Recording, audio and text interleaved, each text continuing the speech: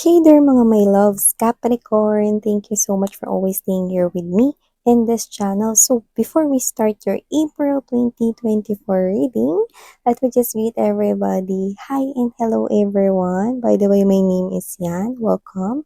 New subscribers at sa mga returning subscribers, thank you so much. So, meron pa tayong new channel ang Doll Meme. So kung hindi mo pa na-check yung channel na yun ay for all signs, collective readings ang meron doon. At kahit anong zodiac sign mo, pwede ka doon makinig or manood. Piliin mo lang yung mga mensahe na ramdam mo at you feel so connected with. So, for today, alamin na natin, no? Capricorn, kung ano yung mga mensahe na maaari or posible mong abangan this summertime, April 2024. So, let's see. Spirits and angel guides, Archangel Michael, thank you so much. Can you please show me possible happenings for Capricorn this month of April 2024, please? Capricorn for April 2024. Capricorn.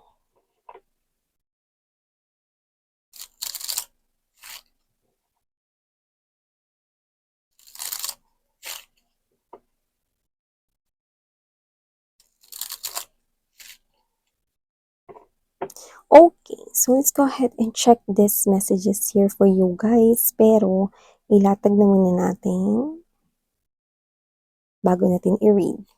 You have here first energy, Nine of Swords, Ace of Wands energy, Ace of Wands, the Ten of Wands energy, Hierophant, World card, Knight of Cups, Five of Wands, Ace of Cups, King of Cups, Ten of Coins, Ten of Cups, Two of Swords. Oh, okay. I'm seeing an offer of love coming back together actually. Reconciliation, yan. Kung open ka for reconciliation for an ex who broke your heart, ano man yung naging rason nun, hindi naman pinakita specifically, pero kung meron man doon na nagawa yung ex mo, masakit yun sa'yo, pero yun nga yung reconciliation manggagaling sa kanya. So, maaaring ngayong April, lumapit siya sa'yo. You could be dealing here with someone who is taller. Height is actually being pinpointed as well here. So, maaaring yung gap ng height ninyo is meron talagang difference, no? Yung iba naman, pwedeng estado sa life could possible din. Yung iba, mga babes, no, sa age. So, this could be younger than you. You could be older than this person here. This person is showing me na posibleng pinapili mo siya before, pero it ended up na hindi ka niya napili. Now, this person here is coming back around. I think April 2024 would be the perfect timing. This person here is telling me, Capricorn. So, expect na may ex na magbabalik rito, no? Sa summertime sa inyo. So, nasa sa inyo kung tatanggapin nyo siya ng mainit na pagtanggap, no? Or magiging super cold like winter season ang magiging pagtanggap nyo sa kanya kahit summer. Yan. So, kung sino man siya, ex yun, potential na nakikita ko for you guys. Pero yung iba, posibleng hindi mo yan ex, no, na nasaktan ka before. Pwedeng yan yung person here na hindi nagkaroon ng parang connection na mas malalim sa inyong dalawa. Kasi pwedeng hindi pa siya ready that time. Now, this summertime here, this person will offer you this cup of love and he or she is thinking, stressing about kung tatanggapin mo pa ba ito or open ka pa ba para makipag-connect sa kanya. So, posibleng marinig mo sa explanation niya, no? Ngayong darating na buwan, no, na hindi pa siya handa nung time na yon, hindi pa siya ready to commit, yan, no, pwedeng at posibleng marinig mo yan. So, aside from that, nakita ko rito ng energy na posibleng meron kayong iniisip ngayon pa lang, or pinoproblema ngayon na nakikita ko na iisipin niyo pa rin ngayong April. So, hindi ko alam kung may involved ba dito na ibang mga tao, no? At yung iba, ito specific to pero babanggitin ko pa din. Yung iba parang may pinagtatalunan rito. So, hindi ko alam kung may inheritance or yaman ba dito na parang pinaghahatian, lupa, or kung ano man to, no? Nagkakagulo kasi dito. Hindi nagkakaintindihan. So, yung iba sa loob to ng pamilya. That's very specific. Minention ko kasi nakita ko. Pero most likely, in general, meron kayo rito ini-stressan na specific na situation. Kanya-kanya kayo since this is general reading Capricorn. Pero involving yan with other people. Pwede mga katrabaho, kapitbahay, pwede rin na friends, yan, no? Or love life ninyo, tapos ang daming sausaw, nakikialam, 'di ba? So, ano man yan, nakikita ko no na iisipin mo pa rin yun ngayong April, oo, totoo yun. Pero bago matapos ang April, nakikita ko rin naman na matatapos na rin yan, pag-iisip mo. So, magkakaroon rito ng solusyon. Yan. At nakikita ko rito mamamayani ang peace of mind at love out of this situation. So, ano man yan, nakikita natin, no, ang clear blue sky para sa sitwasyon na yan, Capricorn. At bukod dyan, nakita rin ako rito, no, ng kung meron man kayong ka-in relationship right now, possible na may ikakasal dito ng April, yes, nakuha natin yun. Or, April magpo-propose siya sa inyo. Yan, no, spring season, springtime, no? At kung sino siya, wow, talagang Hierophant, the world card right here, Ten of Pentacles, Ten of Cups, bingo! Kung sino man siya Capricorn, no, ito lang naman ang ibinibida niya sa akin dito. Mahal kita, walang iba, paniwalaan mo. Yan, di ba? Alam mo yung kanta niya, paniwalaan mo daw siya, Sinta.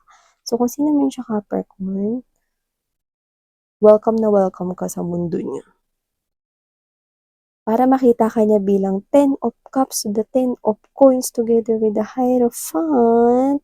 It's like this person is saying, finish na, nahanap ko na ang the one at yun ay walang iba, kundi si Capricorn. Yun yung nakikita natin dito mga babes, no? Yung iba, hindi pa binibitiwan yung proposal na yan, no? Tinatabi niya pa yan or tinatago niya sa kanyang heart, pero I think nagpaplano na siya. Posible ngayon niyang Abril, no? Sa kasabay ng summertime. So, I also see here, mga babes, no? Capricorn na yung family mo is posibleng lumipat kayo. Okay? Or ikaw yung lilipat since baka ikaw yung mag-aasawa na. Or maaaring yung iba, hindi naman kayo lilipat together with your family. Pero mukhang yung family mo is, meron tayo kasing new beginning na nakikita sa kanila. So, pwedeng may magandang mangyari, no, sa yung family members dito. So, I think, yun ay isa sa mga bagay na ipagpapasalamat mo. Siyempre, masaya ka kasi pamilya mo sila at may nangyayari maganda sa kanila, kaya thankful ka. At meron tayong nakikita rito, no, nag-hesitate siya kausapin kayo. Yan. Medyo posibleng kaedad mo siya or mas nakababata siya sa'yo rito. No? Siguro hingi ito ng tulong sa inyo, pero parang nahiya siya. Ganun yung energy. So, gusto ko niya kausapin. Hindi ko naman nakikita na parang may kinalaman sa pagmamahal or hindi ko nakikita na potential lover tong lalapit sa inyo. Pero nakikita ko malinaw na gusto niya ritong kausapin ka. Yan, kaso nahihiya siya. Baka hingi siyang tulong, parang ganun. Or baka meron siya ritong gusto rito na parang gawan mo siya ng pabor. Yan, no? So, medyo shy type siya pagdating doon. So, medyo nakikita ko na kung sino man tong person na to, may shyness sa kanyang energy. Yan. Parang atras-abante siya kung pupunta pa sa bahay ninyo, tatawagan ka na lang niya, nakakahiya daw, no? So, expect niyo na pwedeng mangutang siya ng pera. So, yan mga babes, no? Nakikita ko rin here, no, na aside from that Capricorn, someone here loves you so much. Yan, no? This could be someone here na matagal na kayong committed, kaya siguro gusto niya na mag-settle down with you. Pero yung iba, pwedeng hindi pa ito umaamin sa inyo ng feelings and emotions at hindi pa rin kayo ngayon. Okay? Hindi dahil sa torpe siya, kundi dahil ang dami kasing nangyayari ngayon sa buhay niya na parang gusto niya muna na parang mag-focus dun kasi makatutulong yun para mas ma-improve pa niya yung sarili niya or yung buhay niya tapos saka siya magkakaroon ng lakas ng loob na umamin.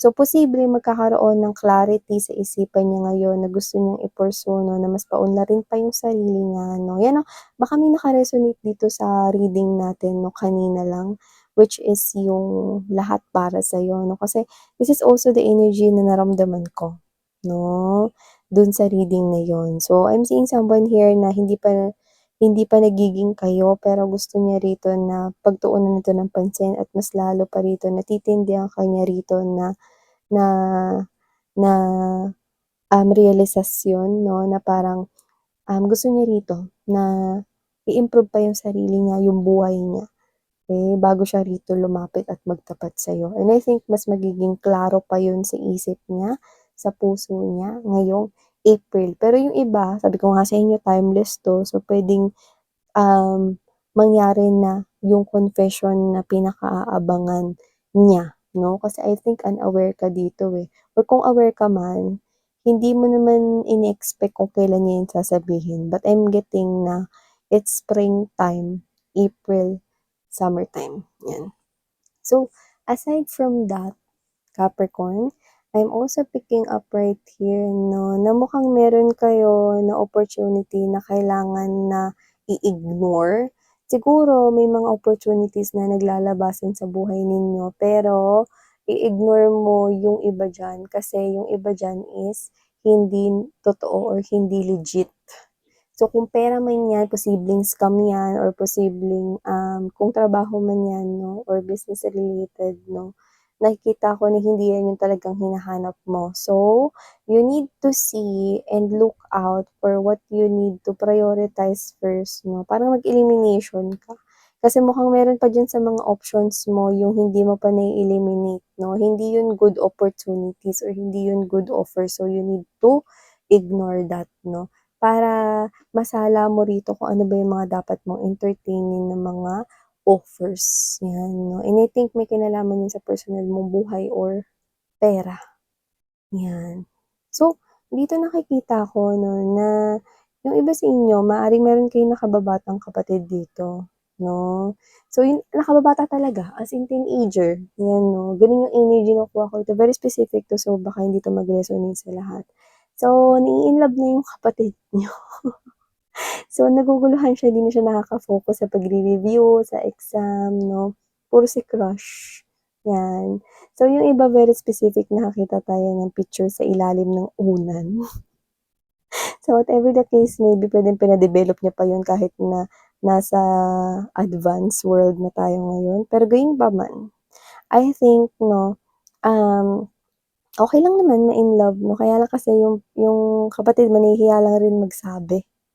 'No, na na-i-inlove siya rito kasi maaaring pagtawanan mo siya or baka pagalitan, baka sumbong mo daw siya sa mama niyo, yung mga gano'n. So, whatever the case may be, I think magbigay ka lang sa kanya ng advice kasi dumaan ka rin naman dito, 'yan 'no. Kasi nahihirapan siyang mag-review, lalo na kung may quiz o may exam na paparating, mga gano'n.